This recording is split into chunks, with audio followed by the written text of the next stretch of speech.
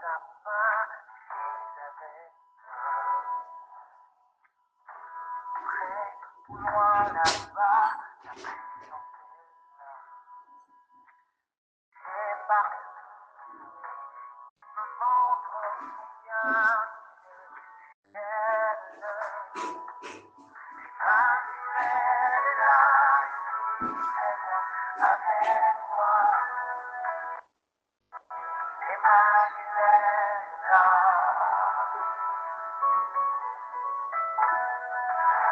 Emmanuel est là, présent avec moi. Emmanuel est là. Quand je suis seul, il est là. Dans mes combats, il est là. Dans mes victoires, il est là. Quand je pleure, il est là. Dans mes déboires, il est là. Où que j'aille, il est là. À côté de moi, en moi, partout, tout au-dessus. Il est là avec moi. Emmanuel est là, ici présent avec moi. Emmanuel est là.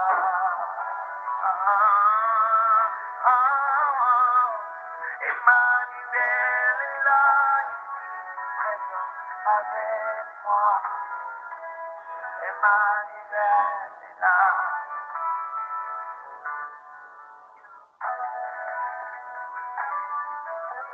Quand ça crie ou ça brûle, c'est avec toi. Quand ils sont là, armés jusqu'aux dents, et de mon côté, sa seule présence suffit pour reculer tout de suite armé.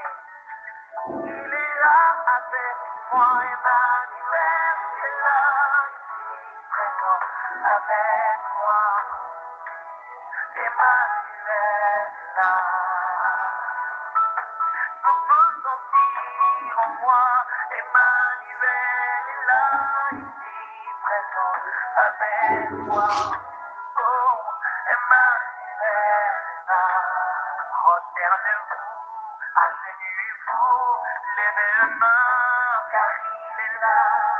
On fait son nom dans nos louanges et dans les réunions, car il est là. Sentez plus fort le ressuscité. Il est mort, mais il est vivant. Il est là, partout. Chantons qu'Emmanuel est là, présent avec nous. Emmanuel est là. Oh, Emmanuel est là, présent avec nous. Emmanuel est là.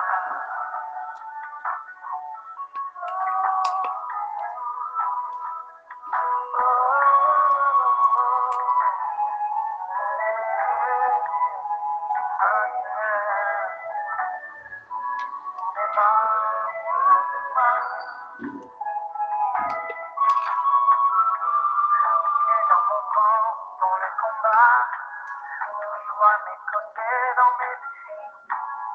Il est dans ma famille quand je suis pas là.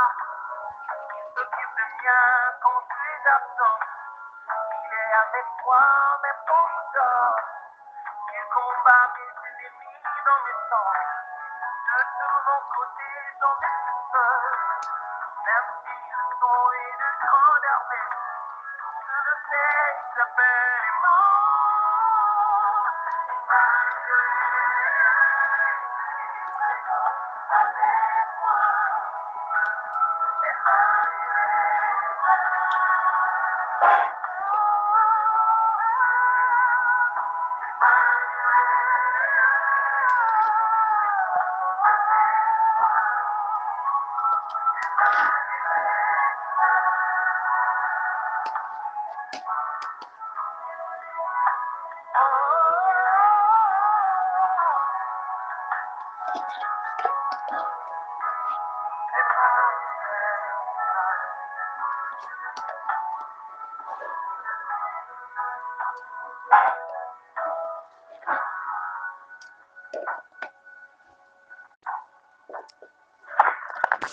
Alléluia. Gloire à Dieu, gloire à notre Seigneur Jésus-Christ. Seigneur, nous te disons merci. Alpha, Oméga, te rendons grâce pour le privilège de voir ce nouveau jour béni. Merci pour ta main puissante. Merci de nous avoir préservés jusqu'à la nuit dernière. Merci parce que tu n'as pas permis que cette nuit soit notre dernière nuit. Merci pour tous tes bienfaits, pour tes grâces que tu nous sais de déverser dans nos vies chaque jour. Merci pour ta bonté qui se renouvelle chaque matin. Merci Seigneur pour tes compassions, Seigneur Jésus-Christ. Seigneur, nous venons à toi tel que nous sommes, Seigneur. Viens enlever le faux qui est en nous. Restaure-nous. Lave-nous, Seigneur. Tout péché que nous avons commis en acte, en pensée, en parabole. Seigneur,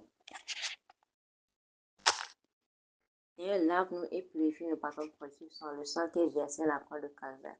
Ô Saint-Esprit de Dieu, nous t'invitons au milieu de nous. Viens prendre le contrôle de toutes choses. Viens régner. Au nom puissant de notre Seigneur Jésus-Christ, nous avons adoré le Seigneur. Shalom, frères et sœurs, venez saluer ce matin dans le beau précieux de notre Seigneur Jésus-Christ. Ouvrons nos Bibles dans le Philippiens 1, verset 4. Philippiens 1, 4 dit ceci. Je prie toujours pour vous tous avec joie. Et je prie toujours pour vous tous avec joie. Tel que nous le savons très bien, nous avons commencé l'étude du livre de Philippiens et pour ce mois d'août. Et par la grâce de Dieu, nous avons vu que l'apôtre Paul a ouvert le premier chapitre avec quoi, en présentant son identité en Christ. Il n'a pas dit qu'il était le plus, l'apôtre qui a le plus travaillé, non. Mais il a plutôt révélé son identité en Christ. Et en dehors de cela, nous avons vu qu'il a rendu grâce pour la vie des Philippiens. Malgré qu'il était dans les chaînes, malgré qu'il était en prison, il a rendu grâce pour leur vie. Allons réécouter ces audios et je sais que nous serons encore bénis au nom puissant de Jésus-Christ. Et ce matin, par la grâce de Dieu, nous voyons ce qu'il est en train de leur dire encore, qu'il prie toujours pour eux avec joie. Gloire à Dieu. Et ici, l'apôtre Paul révèle le cœur d'un véritable serviteur de Dieu. Un cœur qui prie fidèlement pour les autres. Gloire à Dieu. Alors, mon frère, ma soeur, avant qu'une personne te dise qu'il est un véritable serviteur de Dieu, il faut voir le tas de cœur de la personne. Il prie fidèlement pour les autres. Il ne regarde, c'est que cette personne ne considère pas lui seul. Oh, moi seul, ma famille d'abord, moi d'abord, ma famille, c'est fini. Non, mais il prie également pour les autres. Alors toi qui m'écoutes ce matin, pose-toi la question. Combien de fois déjà dans cette semaine même, ok, disons même depuis janvier, prenons depuis janvier, combien de fois as-tu déjà prié pour une personne, as-tu intercédé pour une personne qui n'est pas de ta famille, qui n'est pas membre de ta famille, une personne qui est un frère quelconque à l'église, ou bien un voisin, une voisine, combien de fois déjà? Et on se dit que, on est des vrais chrétiens. Gloire à Dieu. Il dit, malgré ses propres épreuves et son emprisonnement, il n'a jamais cherché d'intercéder pour les croyants de Philippe. Plus beau encore, il priait avec joie et non pas obligation. Malgré ses propres épreuves et ses emprisonnements, il n'a jamais cessé d'intercéder pour les croyants de Philippe. Je sais que si plusieurs d'entre nous se retrouvent dans la situation que l'apôtre Paul s'est retrouvé aujourd'hui, nous assure tout. Ce qui sera rempli dans notre cœur, c'est la haine, c'est la colère, c'est l'amertume. On va commencer par blâmer en première position Dieu, parce qu'on va dire que c'est Dieu. C'est parce que les gens ont fait ton œuvre. C'est pourquoi j'ai été emprisonné. Ça, c'est un. Deux, ces personnes à qui j'ai prêché, qui ont reçu maintenant, je vais les abandonner sous prétexte que si je n'étais pas en train de leur parler de Christ, ça ne me serait jamais arrivé. il y a bon d'entre nous, c'est vrai, il y a d'autres qui ne sont pas dans la situation de l'apôtre Paul, mais qui sont dans d'autres situations, peut-être que dans une situation de maladie, ou bien dans une situation de manque, ou bien quelque chose. Et puis, tu vois aussi une personne aussi qui est en train de passer par autre difficulté, qui est différente de pour toi. Mais tu dis que non. Tant que moi, je ne suis pas encore sortie de ma situation, jamais. Je ne vais jamais intercéder pour la personne. Je ne vais jamais prier pour la personne. Est-ce que j'ai d'abord fini avec pour moi? Mais un vrai, véritable homme de Dieu, c'est qu'il ne, il laisse même tout ce qui est son problème d'abord. Il s'en charge du problème des autres. Quand tu regardes nos hommes, nos pasteurs, nos dirigeants aujourd'hui, tu vois, chaque fois, ils viennent à l'église avec le sourire. Ils viennent à l'église, ils prient. Alors qu'il y a il y a bon nombre d'entre eux, ils passent par des moments difficiles. Il y a parmi ces hommes de Dieu, mais ils n'ont même pas mangé avant de venir. Il y a d'autres qui sont en train de traverser des moments difficiles. Il y a d'autres qui sont en train de traverser une maladie même. Gloire à Dieu. Donc, le fait qu'il est un homme de Dieu ne veut pas dire qu'il lui-même il n'a pas de problème. Pas. Non. Bon nombre de ces hommes de Dieu passent par des situations des fois très difficiles. C'est pas que Dieu n'a pas la force de le faire. Non. Et ce qui est marrant, c'est que Dieu utilise encore l'onction qui est sur Dieu. Des fois, Dieu ne permet pas que ça guérisse ceux dont il souffre, mais ça peut guérir les autres.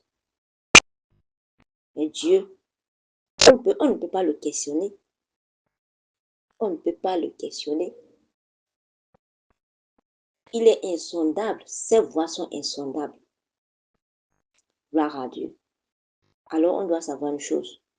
Ces hommes de Dieu qui prient pour nous, qui intercèdent pour nous aussi, passent par des situations. Et c'est pourquoi nous, en tant qu'enfants de Dieu, on doit aussi prier pour eux. Ceux qui prient jour et nuit, qui intercèdent pour nous, quand on a une situation, on va les voir. On les appelle à n'importe quelle heure, ils décrochent à cause de nous. Nous-mêmes, de notre côté, on doit faire quoi? On doit les élever dans la prière aussi. On doit intercéder pour eux.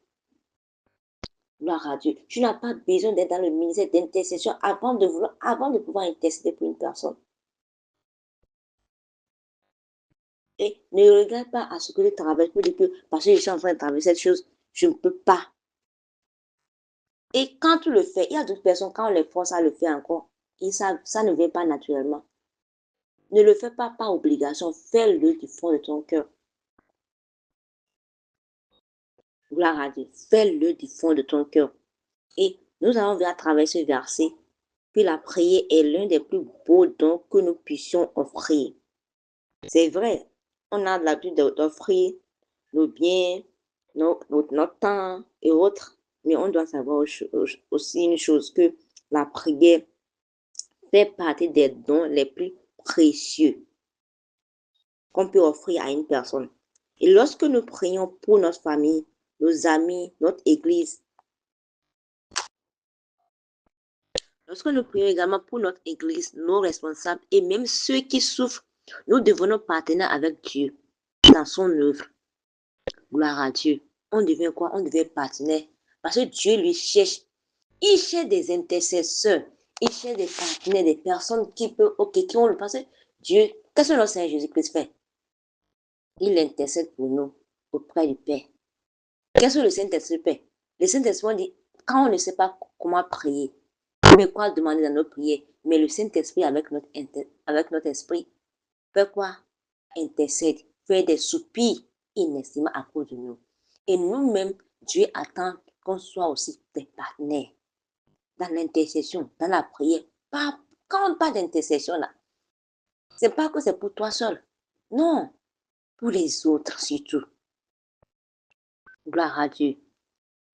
Alors, mon frère, ma soeur, n'attends pas que tu sois dans le ministère d'intercession ou bien dans le département de l'intercession avant de pouvoir, ou bien avant de vouloir intercéder pour une personne. Commence-le là où tu es. Il y a un voisin qui est là. Il y a un ami qui est là, qui n'a pas encore reçu Christ. C'est vrai, tu lui as parlé, il n'a pas entendu, il n'a pas écouté. Mets son cœur dans les mains du Seigneur. Prie pour lui, intercède pour lui. Tu n'as pas besoin de prendre 1 heure, 2 heures, 5 heures. Non. Commence petitement. Et au fur et à mesure que tu vas commencer, tu vas voir comment tu vas t'y habituer. Gloire à Dieu. Et nous avons vu que l'attitude joyeuse de Paul nous enseigne aussi que la prière ne doit pas être motivée par la seule peur, mais par la confiance en la fidélité de Dieu. Gloire à Dieu. Quand nous voyons les gens prier aujourd'hui, on voit que la plupart de leurs prières, mais la plupart de nos prières sont motivées par la peur. Parce qu'on a peur la peur de mourir, la peur de tomber malade, la peur de perdre son contrat, et ainsi de suite. Non, nos prières ne doivent pas être motivées par la peur. Au contraire, par la confiance que Dieu, il est fidèle et qu'il répond. Si nous demandons quelque chose en son nom, selon sa volonté, il nous écoute. Gloire à Dieu. On doit le savoir.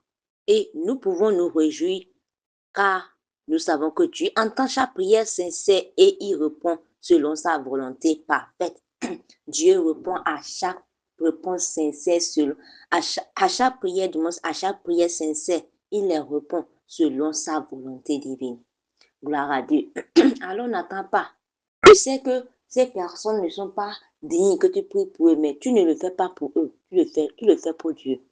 Quand tu vas, on remonte à l'histoire de Job. C'est vrai, on a vu Job était en train de passer par tout type de difficultés. Ses amis l'ont insulté, sa femme l'a dit de mourir Dieu. Mais à la fin, on a vu quoi? Paul et Job, du moins, Job pria, il pria pour ses amis. Et on a vu que Dieu a restauré l'état de Job.